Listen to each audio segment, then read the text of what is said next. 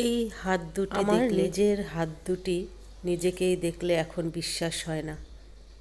এই হাত দুটি কি এক সময় মসৃণ, সুন্দর, ফর্সা ছিল? এই হাত দুটিতে চুড়ি আংটি শোভা পেত। নিজের হাত দুটি দেখলে নিজেই মুগ্ধ হয়ে যেতাম। নরম, মসৃণ, কোমল। আজ সেই হাত দুটি দেখলে নিজেকেই আমি বিশ্বাস করতে পারি না। হাত দুটি বলছে, এবার থাম।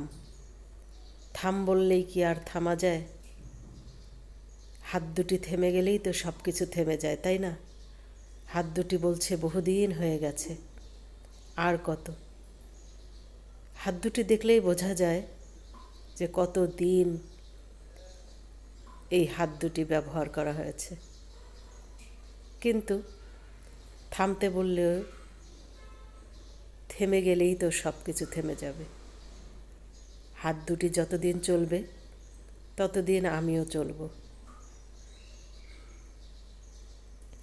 আজ কাজের ভারে হাত দুটি চেনা যায় না।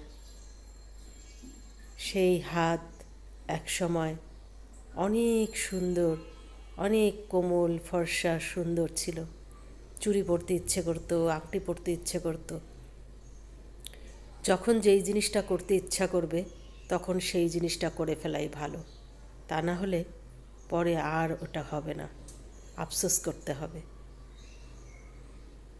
সময়ের কাজ সময় না করলে পরে আফসোস করতে হয়, যা এখন আমি টের পাচ্ছি। এই তো আমার সকালের নাস্তা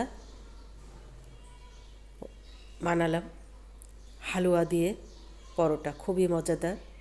শেষে 1 কাপ চা। আমার